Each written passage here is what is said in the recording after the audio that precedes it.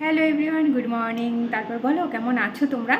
নিশ্চয়ই খুব খুব ভালো আছো আর সবসময় ভালো থাকবে। সঙ্গে আমিও ভালো আছি। তোমাদের সবাইকে সঙ্গে নিয়ে শুরু করে দিলাম আজকের ব্লগটি। নিঃসন্দেহে আজকে রান্নাঘরে চা নিয়ে। অলরেডি ওখানে আমি চা দিয়ে দিয়েছি, আদি আর মা খাচ্ছে, আর এখানে আমি আমারটা বানাচ্ছি।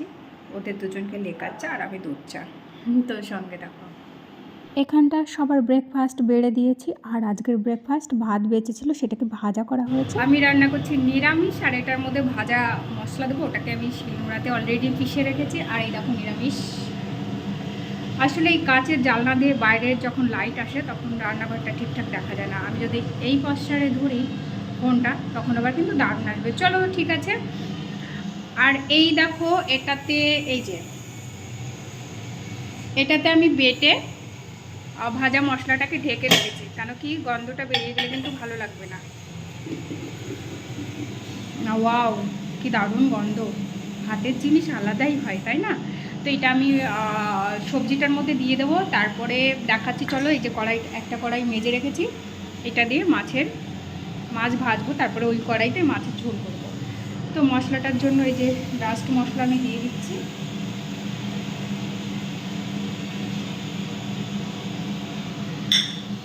চলো এটাকে এখন নেড়ে নেব। তো এদিকে আমার ভাজা মশলাটা দিয়ে দিলাম নিরামিষের ভেতরে, আর এটা হচ্ছে নামানোর 2 থেকে 3 মিনিট আগে দিই। ফ্লেভারটা দারুণ থাকে, আর হাতে করা মশলা তো স্বাদই আলাদা। আর এখানেই দেখো মাছটা আমি হলুদ লবণ মেখে রেখেছি, আর এই ডিম সিদ্ধটা আমার, আর এইটুকু হচ্ছে ব্রেকফাস্ট আমার। ডিম সিদ্ধর ভেতরে গোলমরিচ গুঁড়ো দিয়ে খেতে আমার খুব ভালো লাগে, বিশেষ করে ফ্লেভারটা এত সুন্দর লাগে। ঝাল তো লাগে না, ফ্লেভারটার জন্যই খাই। আর এখানে অলরেডি আমি খাওয়া শুরু করে দিয়েছি। এদিকে আমার রান্নাবান্নাও কিন্তু চাপানো রয়েছে। তারপরে এই জামাকাপড়গুলো কাচবো, কেচে উঠে স্নানটা করে নেব। আর আজকে 3:30টার সময় রয়েছে শাশুড়ি মায়ের চোখের অপারেশন। তো সেখানে প্রথমে কর্তাবাবু নিয়ে যাবে, তারপরে আমি যাব। কেন কি নিয়ে যাওয়ার পরও অনেক প্রসেস আছে, সেগুলোকে কমপ্লিট করতে করতে মোটামুটি অপারেশন অনেকটা পরে গিয়ে হবে। তার আগে চোখে অনেক মেডিসিন দিয়ে রাখবে বেডে শুয়ে, তারপরে হচ্ছে করবে। এই জন্য আমি একটু পরে যাব। আর আজকে আদির ক্যারাটে ক্লাস যাবে, সেটাকেও একটু গুছিয়ে গাছিয়ে নিয়ে তাই ভাবছি একটু পরে যাব। তো আমি এই দেখো জামাগুলো কাচতে ঢুকে যাচ্ছি। আজকে কাচার পরে হচ্ছে স্নান করে পুজো সেরে এই যে খাওয়া দাওয়া হয়ে গেছে, লাস্টে আমি রয়েছি আর আমার সামনে কর্তাবাবু বসেছিল আর কি। যাই হোক, তো এই যে বললাম না আদিকে নিয়ে বেরোবো, তাই আমি আর ও এই যে বেরোচ্ছি। আর শাশুড়ি মাকে নিয়ে চলে গেছে কর্তাবাবু। তারপরে এখন একবারে আদিকে রেডি করে নিয়ে বেরিয়েছি, ওকে নিয়েই ঢুকবো আই সেন্টারে, তো যেখানে আর কি অপারেশনটা হবে। তো এখানে এসে আমরা ওয়েট করছি। আর এর মধ্যে আবার আদিকে কিন্তু দিয়ে এসছে ক্লাসে, এখান থেকে একটু অন্য দিকে যেতে হয়। আর আমি ওয়েট করছি। 2 তলায় রয়েছে মা, সেখানে হচ্ছে প্রসেসগুলো চলছে। আর এখানে আমরা টাকাটা জমা দেবো। তারপর অপারেশনের পরে কিছুটা সময় রেস্ট করিয়ে এই জমা দেওয়া হয়ে গেছে, বাড়ি থেকে রিসিপ্টটা দিয়ে আমরা চলে এসেছি ঘরে। অপারেশনও খুব ভালো হয়েছে। আর হচ্ছে ওই ঘরে শাশুড়ি মা রেস্ট করছে। জামা কাপড় মানে শাড়ি সমস্ত কিছু চেঞ্জ করে দেওয়া হলো, দিলাম আর কি। তো এখন ওই ঘরে রেস্ট নিচ্ছে, ওই জন্য আর ফোনটা গিয়ে ধরলাম না। সবসময় তো ভালো লাগে না, তারপরে চোখে একটা এফেক্ট পড়তে পারে, যার জন্য আমি দূর থেকে একটুখানি তুলেছি। তো সঙ্গে থাকো, আমি এখন একটু যোগা করব, তারপরে আবার রান্নাবান্না রয়েছে।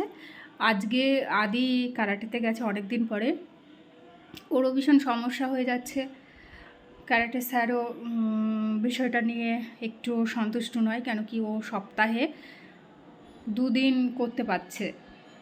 এবার 2 দিন প্র্যাকটিস করলে পারে একটা ভালো রেজাল্ট করা যায় না। যে টুর্নামেন্টগুলোতে যায়ও, আর টুর্নামেন্টগুলোতে তো গোল্ড নিয়ে আসে। তো জানি না আর আনতে পারবে কি না, কেন কি পড়াটা তো আগে, আর ক্লাস 6 হয়ে গেছে, প্রচুর প্রচুর পড়া। মানে এখন থেকে এদের সায়েন্স গ্রুপ টোটালি আলাদা হয়ে গেছে, যার জন্য পড়াটা অনেকটাই বেড়ে গেছে। ঠিকঠাক করে সেই দিকে সময় দিতে পারছে না, এটা নিয়ে স্যারের কমপ্লেন আছে। ক্লাস ঠিকঠাক করে পড়াশোনা না করলে স্কুল সমস্ত কিছু তাদেরও কমপ্লেন রয়েছে। সব তালগোল মিলিয়ে জানি না আদৌ কতদূর কী করতে পারবে, তবে এইভাবেই চলছে। চলো ঠিক আছে, তোমাদের সঙ্গে পরে দেখা করছি। চলে এলাম রান্নাঘরে, আর এই যে ডিম সিদ্ধ করেছিলাম আজকে, একদম প্রেশার কুকারে চাপিয়ে দিয়েছি। এখনও পর্যন্ত গরম রয়েছে। এতটা জল চেঞ্জ করলাম, তা সত্ত্বেও জলটা মানে ঠান্ডাই করা যাচ্ছে না। বুঝতেই পারছো ওয়েদারের কতটা প্রখর টেম্পারেচার। আর আমি এখনও ছুলবো, এখনও ঠান্ডা করা যাচ্ছে না, ঠান্ডা হয়নি, আমি হাতই দিতে পারছি না। অলরেডি আমি একে 2-3 বার করে জলটা চেঞ্জ করেছি, তা সত্ত্বেও। তো সঙ্গে থাকো। তো একটা বড় দায়িত্ব গেল চোখটা অপারেশন করানোর। এর আগে একটু ডাক্তার দেখিয়ে নেওয়া হয়েছিল, তো তেনারা ডেট দিয়েছিল। যাই হোক, করা হয়ে গেছে আর খুব ভালোভাবেই করা হয়েছে। এর আগে চোখটাও যখন করানো হয়েছিল আমার ছেলে খুব ছোট ছিল, তাকে নিয়েই সব কিছু সামলেছিলাম। আর এখন তো বড় হয়ে গেছে, এখনও আমার সঠিক দায়িত্ব কর্তব্য আমি ঠিকঠাক করে করে পালন করতে পারছি। তো যাই হোক, ভালো লাগে না সেটাতে যদি ঝোল খাওয়া হয়, একটুও ভালো লাগে না। নরম নরম সিদ্ধ হবে, আর ঝোল রান্না করতেও ভালো লাগে, সিদ্ধ খেতেও ভালো লাগে। কিন্তু এটা অনেকটাই হার্ডই হয়ে গেছে, টেস্ট হবে না রান্না করার সময়।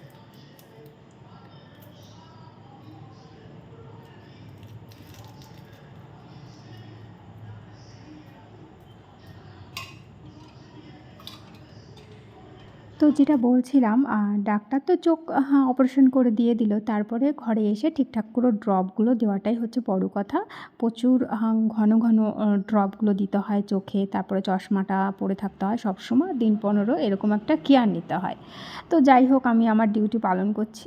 আর এদিকে দেখো ডিমটা আমি ছুলে নিচ্ছি। আর তোমাদের বললাম তো ডিমটা আজকে বেশি সিদ্ধ হয়ে গেছে, মানে তাড়াহুড়ো করতে প্রেশার কুকারে দিলাম তো।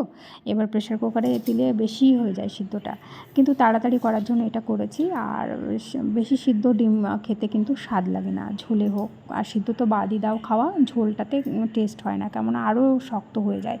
তো যাই হোক, আজকের ব্লগটা রান্না করতে করতে শেষ করব। আর আমার ভিডিওগুলো যদি তোমাদের ভালো লেগে থাকে তাহলে please please like, share, comment এবং সাবস্ক্রাইব করে আমার পাশে থেকো। যে বন্ধুরা পাশে রয়েছে তাদেরকে অনেক অনেক ধন্যবাদ। আর আমার প্রচণ্ড জল পিপাসা লেগে গেছে, মানে অনেকটা সময় বাইরে বাইরে ছিলাম তো বোতল থেকে ঢেলে কিন্তু আমি গ্লাসেই জল খেলাম। আর আমার বোতল থেকে গ্লাসে জল খেতে অনেক ভালো লাগে, অনেক তৃপ্তি পাই। কেন গ্লাসে জল খাওয়া উচিত আমি অন্য একদিন তোমাদের সঙ্গে অবশ্যই গল্প করব।